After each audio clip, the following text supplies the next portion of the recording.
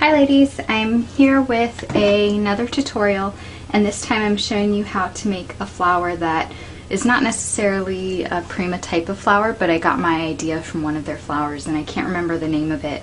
But basically it's a flower with different material, and it's just been cut apart, and it makes almost like a little poof. Because a lot of the layouts and projects I've been seeing lately have some Prima flowers that have a lot of poofiness to them. So this is just my version of that flower, and I'm going to show you how I make it today. So the things that you're going to need, you're going to need some kind of fabric, whether it's organza or even a trim. I love to use different organza trims that I have. Any kind of embroidered trims that you have would be great for this type of flower. You just have to cut them the size that you need them. You could also use just regular lightweight fabric, but you're going to want something kind of thin in order to manipulate it. I did try it with a thicker cotton fabric and it just didn't work out the same. You could also do it with lace, any kind of lace fabric or wide lace. And this is just the same flower. The only difference is it's lace and it just has one pearl in the center instead of 3. So I'll leave that there because that's the same flower. So you're going to need your lace or some kind of fabric or even ribbon, a thin ribbon. You're going to need a needle and thread, you're going to need scissors, and then you're going to need some kind of beads or pearls to put in the middle. Now, most of the flowers that I make, I do use my glue gun to make them, but this is summer and I am a teacher, which means I have the summer off. I'm not tutoring or doing summer school this summer, so I am free. And I figured I would try to use the needle and thread a little bit more because I feel pretty professional when I use it, I have to say, as opposed to my glue gun. But any of the things I'm doing today, you can use your glue gun instead, except for this first part, and I'll show you. So the first thing you're going to need is your fabric, and in order to get the look that I have with the 2 different types of fabric, you're obviously going to need 2 different kinds. They can be 2 different colors, they can be 2 strips of the same color if you just want something really poofy. And I would say to use probably about 10 to 12 inches to start. I use about 10 and I find that it's a perfect length. So in fact this one needs to be cut just a little bit. But I would use about 10 inches to get started. And now this first part you're going to need to actually use your needle and thread. Or I guess you could use your sewing machine, but I would recommend your needle and thread. It's very quick, very simple. And I've seen some people do something like this to make other things, and they actually iron the fabric or the material. I do not like to iron. I do not iron my own clothes, so I'm not going to be ironing my flowers, but you could do it if you wanted to. Basically, you're just going to want to fold it, and you're just going to do a quick running stitch on the open side of your flower. So you just start by making a running stitch, and when I say a running stitch, I just mean just in and out of this fabric. And let me try to get a little closer. So you're just putting the needle in, out. Okay, and you're gonna do, well, it'd help if I was on camera, in, out. And you're gonna do that, gathering up the material until you get to the very end.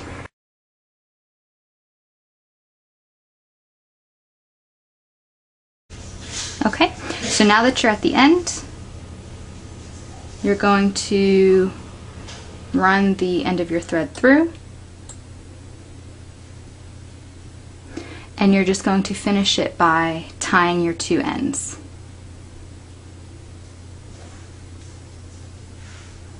Okay. And I triple knot it. I'm sure double knotting is fine. And then you just cut your ends off. Now if this was a different type of flower, I may finish it by sewing the loose ends together, but because we're going to be cutting this flower, there's no need for that. Okay, so you end up with something like this, almost like what you want to call a yo-yo flower. So you're going to do this twice with your bottom material and your top material. And for the sake of the video, I've already done that. So now you have your 2 pieces here, and now you're pretty much almost done with your flower. There are 2 ways you can do this. You can cut slits in them now, or you can cut slits after you have put the flower together. I'm actually going to do it 2 different ways today. I'm going to cut it first because it's easier for you to see. However, I prefer to cut it once it's all sewn together. That way I have kind of a better hold on the flower as a whole. Okay, so you're just going to make slits That's it. Doesn't have to be perfectly spaced apart. You're just kind of fringing it. I would not recommend using fringing scissors, though. You could, but I haven't tried them yet, and I don't know how different fabrics would hold up to it. I've seen parts of my flowers actually fall apart just from doing this, so I don't know about the fringing scissors. Okay, so it's simple as that. You just cut the little slits in them. I'm cutting them probably about a quarter of an inch apart, but you could do it really any width. And I'm certainly not measuring, I'm just doing this quickly and fast. Now you could do your second one, but what I'm going to do is show you how to assemble the flower and then go back and make the slits in the top layer. So now this is the part where you're going to need your beads, and you're also going to need either a thimble or a lot of great care with this because I have poked myself many times, and you basically just want to sew your layers together. So what you're going to do is, I start by going up through the bottom, move your finger out of the way, and I'm going to do a couple of stitches, making sure you leave a little on the end to tie it off with.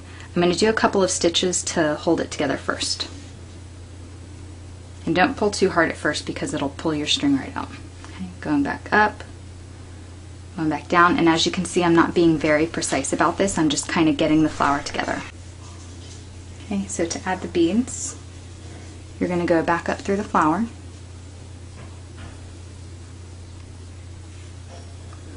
And this time, when you get your needle up there, you're going to string one of the beads through. And make sure you have beads that will fit the needle, or a needle that will fit your beads. I did have a larger needle and I had to switch down to a smaller needle so that they would fit the beads. Okay, then I'm going to thread the needle down, pull tight, and you've got one of your beads in there already. You can double thread it for the extra security. It's up to you, and I'm going to do that. So to do that, you just go back through your bead,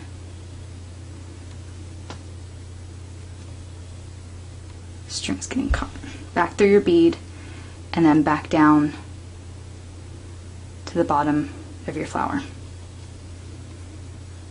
Okay, and as you're putting the beads on, it's securing the flower even more. So there's one bead, and I'm going to go ahead and just sew on the other two beads the exact same way that I did the first one.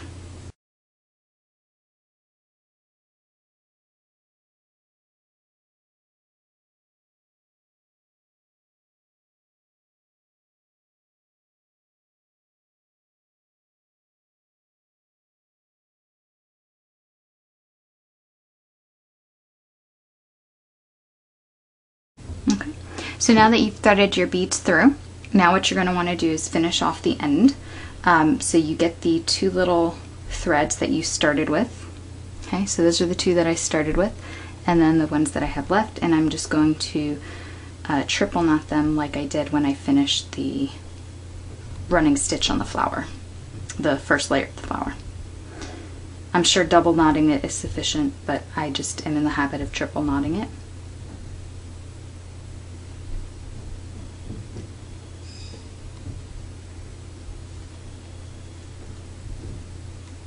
And then you cut when you're finished. And then the last step, if you haven't already made your cuts, this is where you're going to make your cuts. Oops. So I'm going to do the same thing to the top layer that I did to the bottom, trying to cut about a quarter of an inch apart. And again, this doesn't have to be precise, but it is my top layer, so I'm trying to make it so that it looks kind of nice.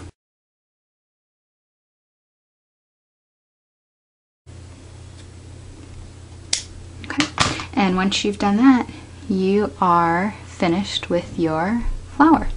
So you can kind of fluff it up. You can, I kind of curl it inwards like that and then let it loose so it almost looks like a puff ball.